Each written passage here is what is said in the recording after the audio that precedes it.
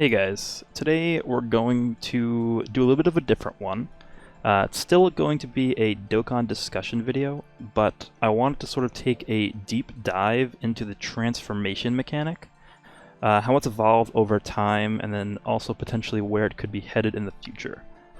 So, if we take a look here at the Dokkan wiki, they sort of have laid out all of the units that have had the transformation mechanic since its implementation.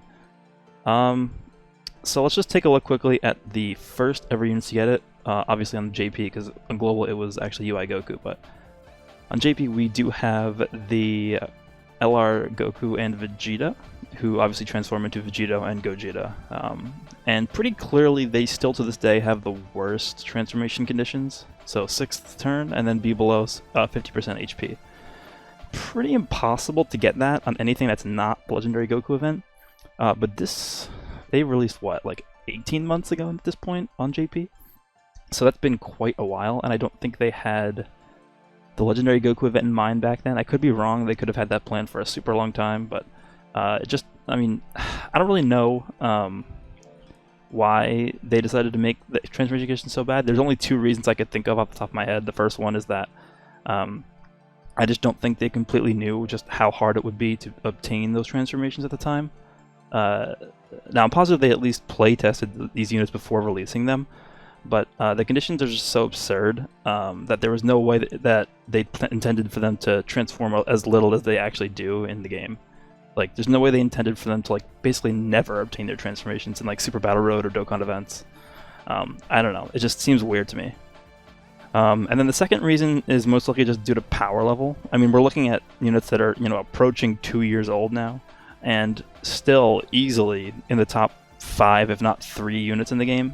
So, I mean, they've held their ground exceptionally well in terms of just overall power level, especially when you consider the transform states. I don't think Akatsuki really wanted these, transformed Vegito and Gogetas to be running around every single battle, just one-shotting everything at the time.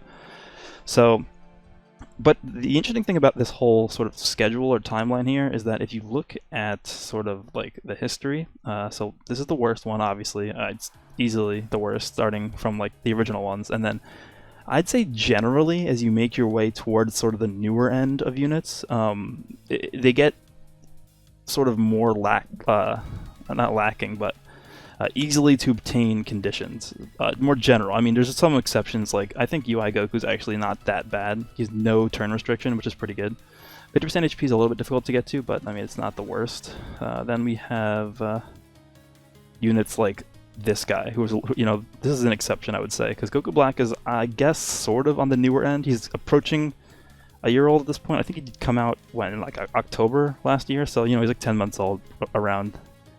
But this is still pretty bad. 6 turns is a long time. And then also being above 80% HP is pretty difficult, especially on the Legendary Goku event. I mean, depending on your team, but I'd say generally it's gotten better. Like, we have the Gogeta, we have, where's Broly? We have Broly, this Broly.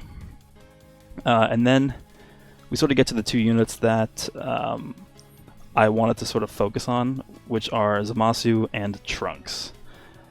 Now, I think what's especially of note with these 2 guys is their flexibility and what they can offer to their teams, because if you guys know, these are the first units that made use of the active skill in conjunction with transformations. They actually use their active skill to transform. Now, active skills were introduced with the Super Saiyan 4s, the LR Super Saiyan 4s, during the 4-year anniversary, which we just had on Global. But that iteration of an active skill was used as an ultimate attack and not as a transformation sort of trigger.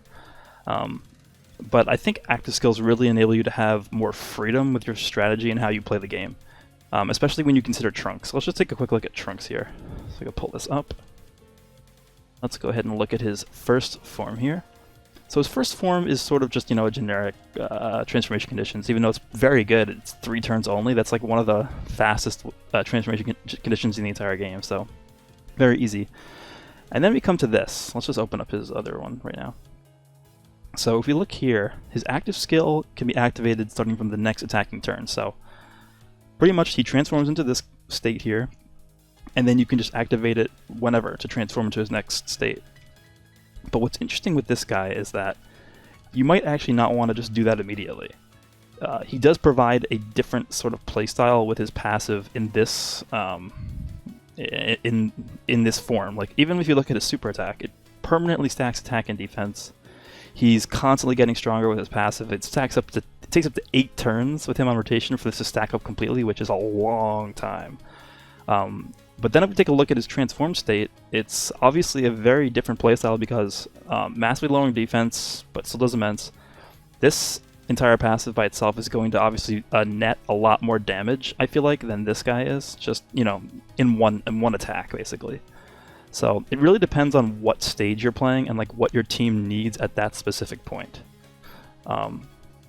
So that's just sort of where we're at this point with active skills. I mean, obviously we had Piccolo and stuff, but I feel like over the course of the past month, there have been really 3 units of interest, I think, that were released, and that have certain features about them that might be able to give us some clues as to what to expect for upcoming transformations. So let's just take a look at the first one here, which is Nail. And if we take a look, I know he doesn't actually transform himself, but just something about his passive is pretty interesting in my opinion. So he gets attack and defense plus 100%, and then he gets an additional attack and defense plus 100% if there's a Piccolo unit on your team.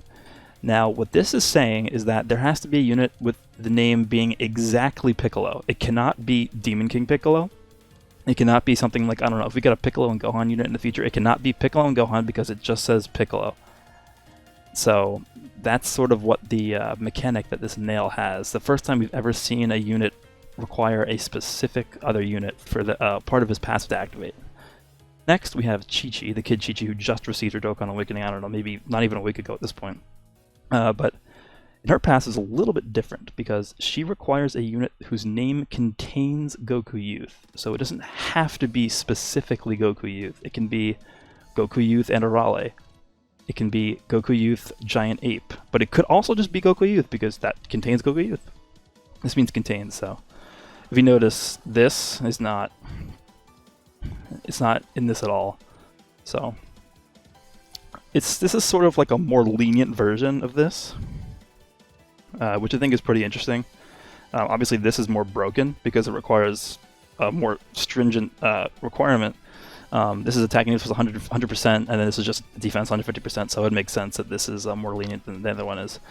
And then the last unit that I want to talk about is Ribrianne. Now, this one is a little bit different than the other two because this one is actually a transformation mechanic, except it doesn't. The DBZ space doesn't tell us transformation mechanic, but basically what this is saying is that she transforms like immediately upon entering the battlefield. On the first turn that she's on rotation, she just immediately transforms.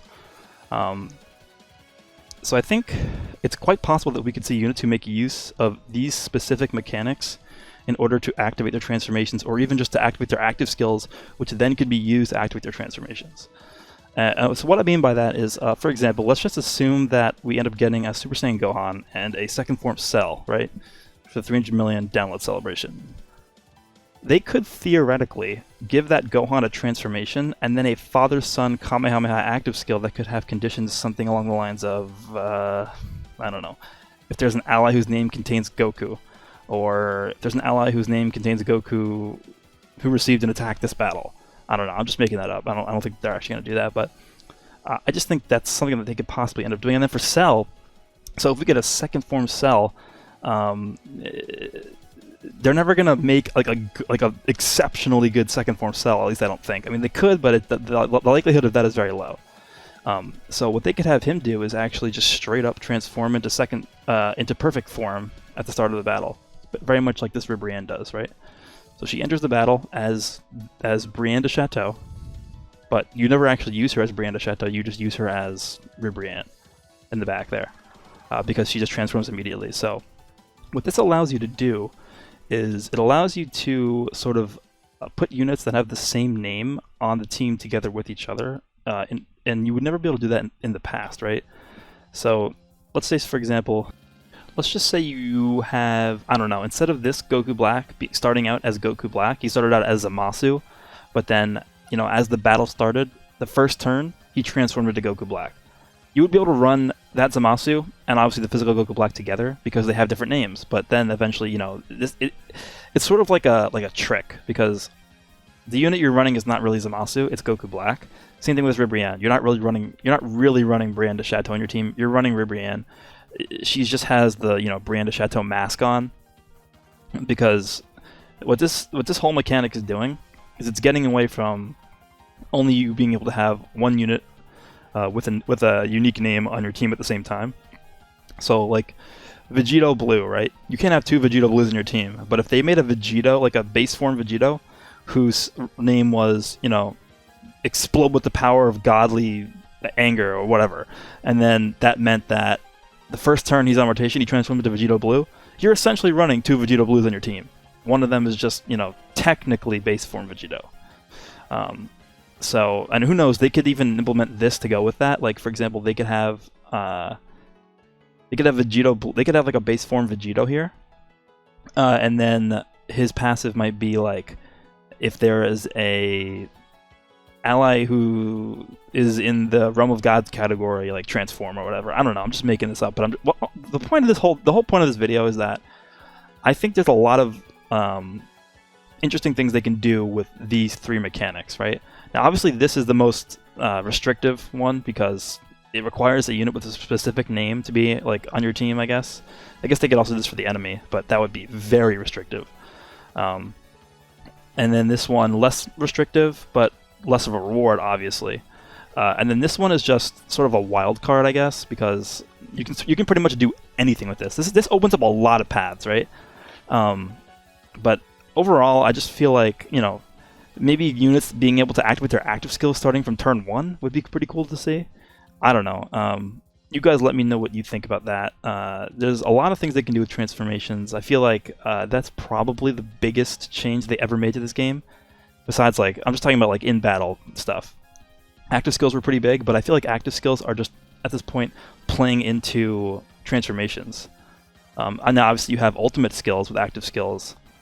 That's different. But, I mean, to me, personally, I feel like active skills being used as sort of like a sub-mechanic to transformations is the way to go. Just giving more freedom and allowing more strategizing, I guess, with teams you can build. I feel like these units really, really display just how flexible something like that can be. Like when you combine those two things together. So yeah, that's pretty much gonna do it for this one. You guys let me know how you feel about that, and let me know what new mechanics you guys think might be coming to the game. I wouldn't really call this a new mechanic because it sort of just falls under the umbrella of active skills, transformations, that kind of thing. But maybe it could stem something new. So let me know. Hope you guys enjoyed, and I'll see you all in the next one.